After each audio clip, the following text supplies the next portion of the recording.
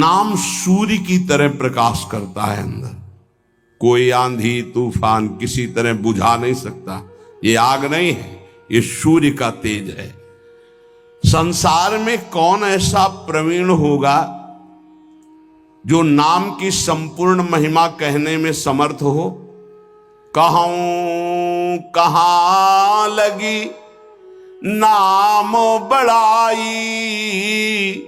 राम न सकही नाम गुण गाई। भगवान भी अपने नाम की महिमा का पूर्ण वर्णन नहीं कर सकते तो औरों की बात क्या।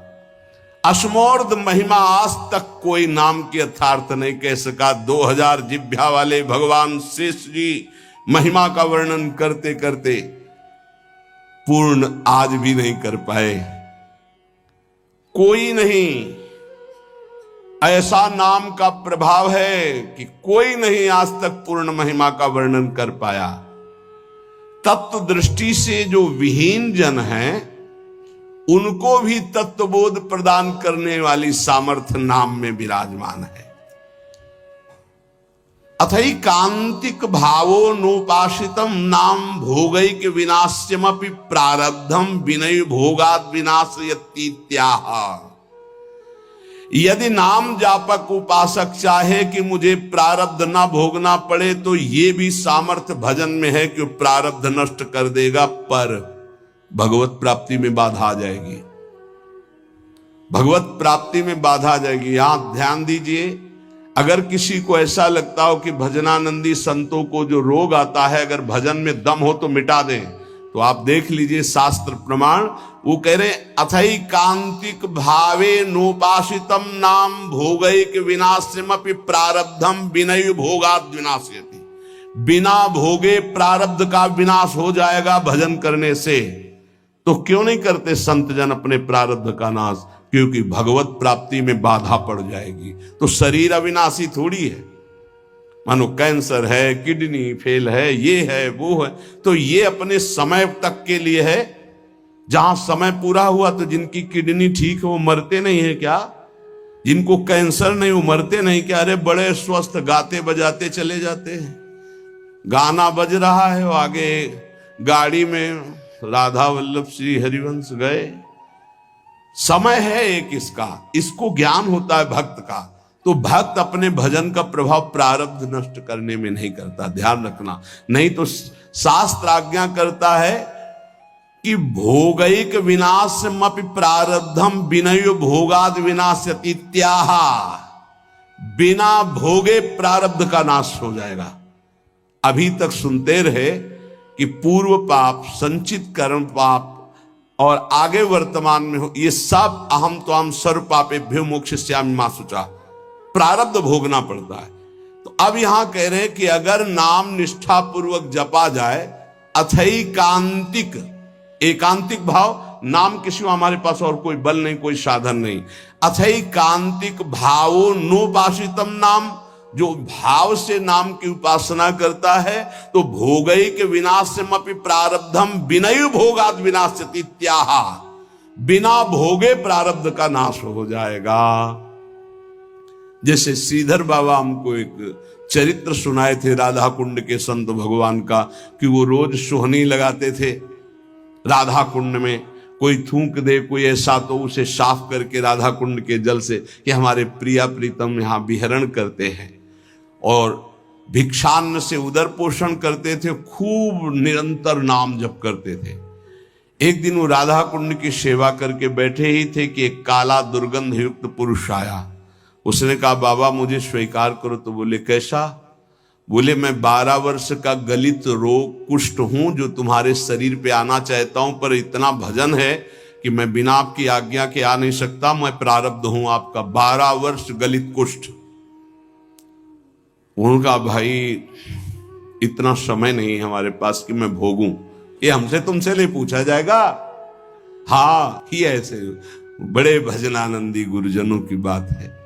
उनका हमारे पास समय नहीं है। दूसरे दिन फिर बाबा स्वीकार करना पड़ेगा, हम 12 वर्ष का गलित कुष्ठ 6 साल में भुगवा देंगे। नहीं हमारे पास समय। क्रम से रोज आते रहे। एक दिन आए, बोले बाबा स्वीकार कर लीजिए प्रारब्ध, या फिर भजन से नष्ट कर दीजिए। भजन तो नहीं देंगे, भजन नहीं देंगे। तो बोले बाबा स्वीकार करो। तो बोले 24 घंटे स्वीकार करने पर आप राजी रहेंगे? तो बोले 12 वर्ष का कष्ट 24 घंटे में दूंगा, आप भोग पाएंगे? तो उनका हमारी बात तय है, तुम पूरे 12 वर्ष का जितना कष्ट है वो हमें 24 घंटे में दे दो, मैं स्वीकार करूं। बोले कोई औषधि नहीं, कोई पानी देने वाला नहीं रहेगा, दरवाजा आप अंदर से बंद करेंगे? बोले बिल्कुल अक्षरशः ऐसा। बाबा ने अपने शिष्यों से कहा दरवाजा बंद कर रहा हूं, आज इसी क्षण समय देख लीजिए, 24 घंटे तक कोई हमारे कमरे में नहीं आएगा, कोई विक्षेप नहीं पहुंचाएगा, हम खुद निकल आएंगे। जे ही का स्वीकार है, पूरा शरीर मवाद से युक्त हो गया, भीषण पीड़ा कढ़ाते रहे, हा कृष्ण, और 24 घंटे व्यतीत होने के बाद संपन्न हो गया। जब बाहर निकले तो तेजोमय स्वरूप। ये उन्होंने प्रारब्ध भोगा, ना कि भजन दिया। यहां कह रहे कि अगर आप भजन बल से चाहें, देखो अगर किसी ने वस्त्र दे दिया, किसी ने भोजन दे दिया, किसी ने कुटिया बनवा दी, तो उसका प्रारब्ध लेकर भोग लेते हैं महापुरुष। फिर अपना प्रारब्ध कैसे छीड़ कर लेंगे? विचार करो, महापुरुषों में इतनी सामर्थ्य है, वो फिर अपना प्रारब्ध क्यों? उनको विशुद्ध ज्ञान है कि ये शरीर नाशवान है, हम भोग सकते हैं, ये नहीं भोग सकते हैं। पर कोई भी साधक चाहे तो प्रारब्ध का नाश कर सकता है, पर साधक वही जो चाह मिटाने के लिए भजन करता है, शरीर को सुख प्रदान करने के लिए नहीं। पर हमारे शास्त्र में सिद्धांत है, अथैकांतिक भावे नोपासितम नाम भोगैक विनाशमपि प्रारब्धम विनय भोगाद विनाशयति त्याहा। एक बार भाई जी महाराज हरिद्वार में ऋषिकेश में बहुत ही हालत खराब थी, उठना बोलना बंद था, बड़े कष्ट में थे। इतने में श्री सीताराम ओंकारनाथ जी महाराज आ गए, बड़े सिद्ध महापुरुष थे। उन्होंने कहा कि कुछ मिनट भाई जी से वार्ता करनी है। तो उनका इस समय तो नहीं हो सकती, क्योंकि बहुत शिथिल और बहुत पीड़ा है। बोले आप सूचना दे दीजिए। तो भाई जी से कहा कि श्री सीताराम ओंकारनाथ जी महाराज पधारे हैं आपके दर्शन के लिए, कुछ संभाषण कर। ऐसे बैठ गए जिससे आराम से लेटे हो। कहाँ हैं? और गए और गंगा जी के किनारे चौकी पर बैठकर दोनों महापुरुष घंटों भगवत चर्चा हुई, और फिर आए और जे ही आके सैया पे लेटे, फिर वैसे ही। क्या ये प्रारब्ध उनके ऊपर शासन कर रहा है? नहीं। बस यही भूल संसारियों से हो जाती कि अगर भजन का ये परिणाम है कि दुख ना हो तो महात्मा को कष्ट क्यों है? नहीं, बिल्कुल कष्ट नहीं है, बिल्कुल कष्ट नहीं। तुम उसे नहीं जानते हो, तुम बाहरी ढांचे को कष्ट में देखकर कष्ट जानते हो। अगर तुम्हारे अंदर वो विवेक हो, वो सामर्थ्य हो, या कोई मशीन बनी हो, उनकी छाती में लगा के देख लो। ऐसा परमानंद विश्व में किसी को नहीं होगा जैसा भगवत भजन करने वाले को होता है। भोग के द्वारा ही प्रारब्ध का विनाश होता है, ऐसा शास्त्रों में पाया गया। पर नाम में इतनी सामर्थ्य है, प्रारब्ध कर्म भोगे बिना नष्ट हो जाएगा। नहीं तो प्रारब्ध बड़े बड़े तपस्वी ज्ञानियों भक्तों ने भी स्वीकार करके भोगा है। प्रारब्ध कर्म स्फुरण होके नष्ट हो जाएगा। स्फुरण स्वप्न में देखा आपने, 4 लोग आए, मार लाठी, आपको बहुत पीटा, आंख खुली, एक और डंडा ले लगे, प्रारब्ध भोग नष्ट हो गया। कुछ प्रारब्ध भोग भगवान भोगवा देते हैं और हजारों प्रारब्ध भोग कटवा देते हैं। हजारों प्रारब्ध भोग स्वप्न में कटवा देते हैं। विश्वास करना, भगवान बड़े लीला बिहारी हैं। अपने जनों के प्रारब्ध को बहुत मात्रा में जो लिखे हुए हैं उनको तो स्वप्न में कटवा देते हैं। कुछ ऐसे थोड़े देते हैं, और वो भी ऐसा मार होता है प्रारब्ध का भगवान के भक्तों का। जैसे कोई पड़ोसी से बालक कुछ बिगाड़ करके झगड़ा कर लिया, अब पड़ोसी मारने आ रहा है तो उसकी मैया बड़ी प्रवीण होती, दौड़ के जाती है, वो कहती है अरे रुको रुको, कहा था दुष्ट तू मानेगा नहीं। वो इतना गुस्सा करके ऊंचे हाथ उठा के और हाथ पीठ में आते आते नरम पड़ गया और धीरे से लगा, फिर ऊपर उठा तो आसपास, अरे बहन जी रहने दीजिए, आप कहते हो तो हम मान जाते, नहीं हाथ तो इसकी खाल उधेड़ देती। ऐसा प्रारब्ध भोग भोगवाते भगवान, समझ पा रहे हो? हाथ बहुत ऊंचा उठा रही मैया, पर उसका लाला है इसलिए बहुत धीरे पड़ता है जाकर के। अगर पड़ोसी मारता तो भले हाथ ऊंचा ना उठता, लेकिन वो बहुत जोर का लगता। तो ऐसे ही प्रारब्ध पड़ोसी की तरह पिटाई करता है सबकी, लेकिन भक्तों के प्रति जब पिटाई होती है तो मैया की तरह पिटाई होती है। हाँ, जैसे कुम्हार नीचे हाथ लगा के ऊपर पिटाई करता है ना मटकी की, ऐसे भगवान आनंद सिंधु सत्य कह रहे हैं, आनंद का हाथ लगा करके ऊपर से प्रारब्ध को भगवा देते हैं। ब्रह्म विद्या का साक्षात्कार करने वाले महापुरुषों के संचित भस्म हो जाते हैं, क्रियमाण का नाश हो जाता है, परंतु प्रारब्ध भोगना पड़ता है। परंतु वही प्रारब्ध नाम निष्ठा वाले को चाहे तो स्पर्श भी नहीं कर सकता। इसमें वेद प्रमाण है, सा एव सर्वेभ्यः पापमभ्यः उदितः उदेति ही वै सर्व पापमभ्यो या एवं वेद उदिति तस्य नाम। जो तपस्या साधना वेदांत के द्वारा सारे पाप भस्म कर चुका है, वो पूर्व और वर्तमान के पापों से छुटकारा पा जाता है, पर उसे प्रारब्ध भोगना पड़ता है। पर यदि नाम जापक है उत, ये जो नाम जापक है उसको प्रारब्ध भी भोगना नहीं पड़ेगा यदि वो चाहे तो। पर क्यों चाहेगा? अरे ब्रह्मास्त्र का प्रयोग मच्छर मारने के लिए थोड़ी होता है। आप आगे बढ़ो, खुद आपका हृदय कहेगा आओ प्रारब्ध स्वीकार करते हैं, लेकिन भजन एक भी नाम नहीं देंगे तुम्हें, भोग लेंगे हम। बहुत बढ़िया बात है। देखो, जब पैसे में मात हो जाता है ना, तो जिससे उधार लिया जाता है, कहा जाता है 2 दिन काम करवा लो यार, पैसा मत लो, शरीर से हम काम कर देंगे, पैसा हाँ राजी। ऐसे ही भक्त होता है, शरीर से हम भोग लेंगे, भजन नहीं देंगे तुम्हें, हाँ राजी, तो आओ देव कष्ट। और आर्त भाव से पुकारेंगे राधा राधा राधा, हम तो माला माल है, हमारा घाटा क्या है। अभी शरीर छूटे तो प्रियाजू मिलेंगे, कल छूटे तो प्रियाजू मिलेंगे, 10 वर्ष बाद छूटे तो प्रियाजू मिलेंगे। जो यहां कर रहे हैं वहां करना है। यहां आप लोगों के रूप में बैठे हुए भगवत चर्चा हो रही है, वहां प्रियाजू के सामने प्रियाजू का यश गा करके नाचेंगे, गाएंगे, खेलेंगे, कूदेंगे अपनी स्वामिनी जी के साथ। घाटा कहां है हमारे पास? भक्तेभ्यो विचित्रानंदान प्रदातुम बहुरूपत याविर्भावा दति करुणामिदम नामेति भावे नाहा। बहुत जोर की बात है। अब देखिए, भक्तों को विचित्रानंद की प्राप्ति ये नाम कराता है। विचित्रानंद ये अनेक रूप धारण कर लेता है नाम। यही भक्त का भोजन बन जाता है, भक्त का वस्त्र बन जाता है, भक्त की रक्षा बन जाता है, भक्त का व्यवहार बन जाता है, भक्त का सर्वस्व नाम बन जाता है। सर्वस्व नाम, सब रूपों में नाम। ये भक्तेभ्यो विचित्रानंदान प्रदातुम, जैसे भगवान सब रूप में, ऐसे नाम सब रूप में। नाम जापक उपासक का वही अंगरक्षक बन जाता है, वही दुलार करने वाली मां बन जाता है, वही वस्त्र बन जाता है, वही भोजन बन जाता है, वही जीवन बन जाता है, वही यश कीर्ति व्यवहार वैभव सिद्धियां सब नाम बन जाता है। भक्तेभ्यो विचित्रानंदान प्रदातुम बहुरूप तयाविर्भावा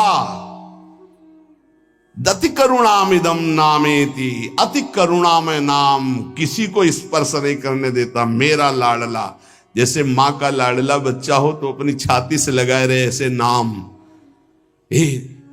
नाम जापक के लिए सब रूप धारण कर लेता है नाम, सब रूप नाम धारण कर लेता है। भक्तों को विचित्र आनंद देने के लिए अनेक रूप से प्रकट होकर ये नाम भगवान विशेष सेवा सत्कार दयालुता अतर्क महिमा नाम की है। अतर्क महिमा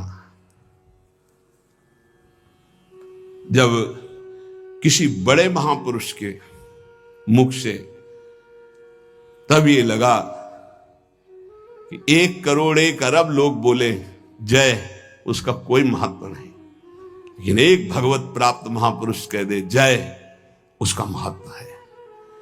ये नाम भगवान कैसे महामहिमा है, कैसा इनका स्वरूप है, वाणी असमर्थ है बता सके। अतर्क है इनकी महिमा। इनसे जो प्रीति कर लेता है तो रात दिन, दिन दूना रात चौगुना जैसे नहीं कहते, ऐसे परमानंद बढ़ाते चले जाते हैं। अघदमन यशोदानंदनौ नंद सूनो, कमल नयन गोपी चंद वृंदावनेन्द्रा, प्रणत करुण कृष्णावित्यनेक स्वरूपे, त्वयि ममरतिरुच्चैर्वर्धताम नामधेयः। प्रणत, जिसने भगवान के नाम की शरण ले ली, याम नाम की महिमा कह रहे, ऐसा सुख मिलता है कि वो जिस भाव वाला होता है अपने भाव से करुण रुदन करते हुए, आनंद का रुदन होता है, एक रुदन होता है विरह का, और एक होता है आनंद समाता नहीं है तब वो चिल्ला चिल्ला कर रुदन करता है। निरखत नित्य विहार पुलकित तन रोमावली, आनंद नयन सुधार यह जो कृपा हरिवंश की। पुकार पड़ता है कमल नयन, हा कमल नयन, हा गोपी वल्लभ, हा राधा वल्लभ, हा यशोदानंदन। जिस भाव वाला होता है हृदय से उसकी पुकार ऐसे उठती है। अगदमन करने वाले वृंदावन चंद्र, प्रणत करुण कृष्ण, नाम जहां है एक क्षण के लिए भी उसे नहीं छोड़ते। अति करुणत्वं ते स्फुटमस्ति, अतस्त्वामेव संश्रायामेति।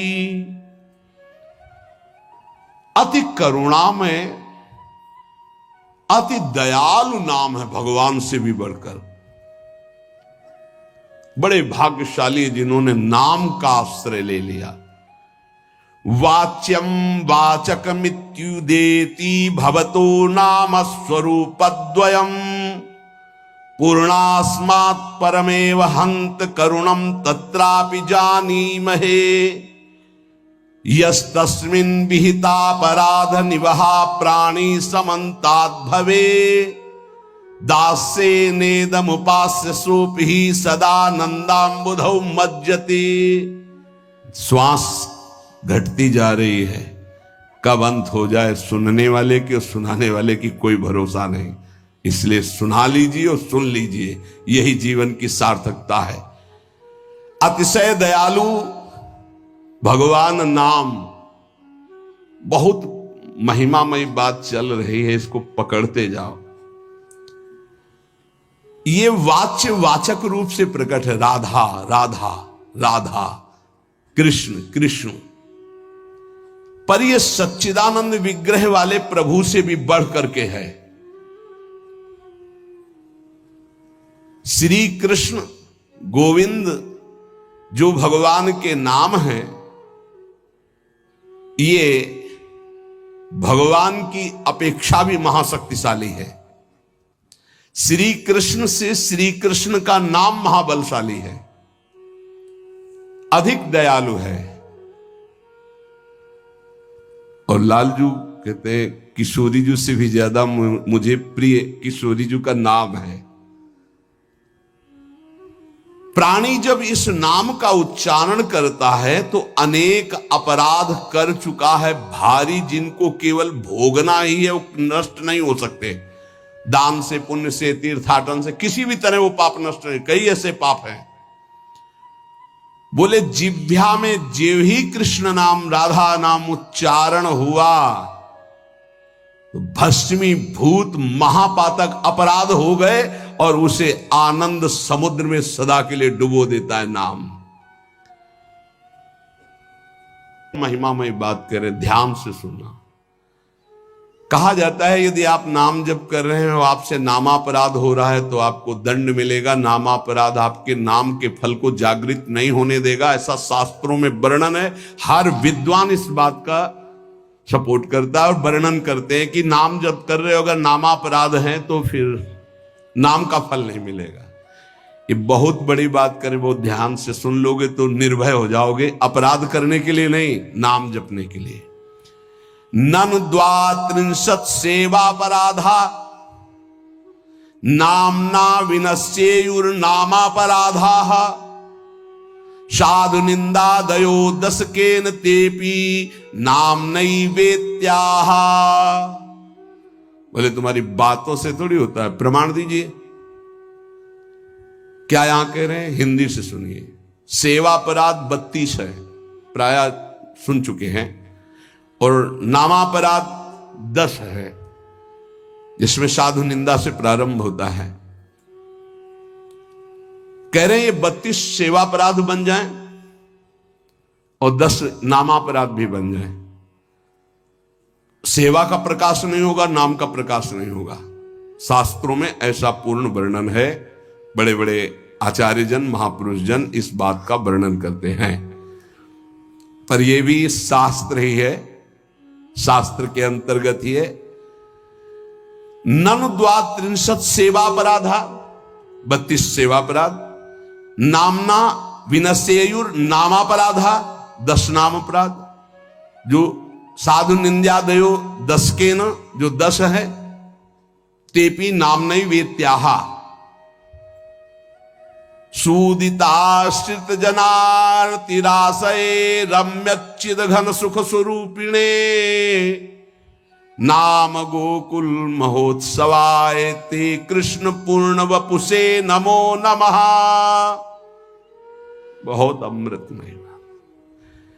यदि 32 सेवापराधों में से कोई अपराध बन जाता है या 10 नामापराधों से कोई नामापराध बन जाता है और आप नियम पूर्वक नाम जप करते हैं तो ये नाम जप ही सबको नष्ट कर देगा, ये बात नहीं बताती। जो वेद या शास्त्र पुराणों की सिद्धांत ऋचाए हैं, सूत्र हैं, उनमें वर्णन हुआ है ऐसा करोगे तो नाम का फल ही नहीं मिलेगा। लेकिन एक बात बहुत जोर की बताई गई है इसमें,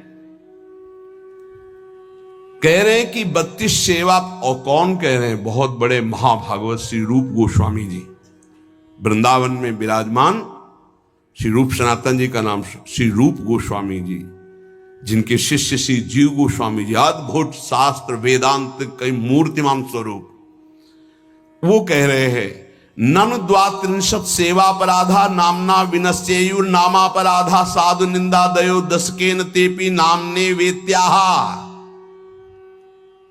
ये 10 नामापराध 32 सेवापराध यदि बन गए हैं तो आप दैन्यता पूर्वक नाम जप करें, और कोई प्रायश्चित करने की जरूरत नहीं है। नाम ही उनको भस्म करके आगे बढ़ा देगा आपको। नाम के द्वारा ये सारे अपराध नष्ट हो जाएंगे। क्यों? क्योंकि नामी से भी बढ़कर कृपालु भगवान का नाम है। नाम जापक को कोई भी अपराध पीड़ा पहुंचा ही नहीं सकता।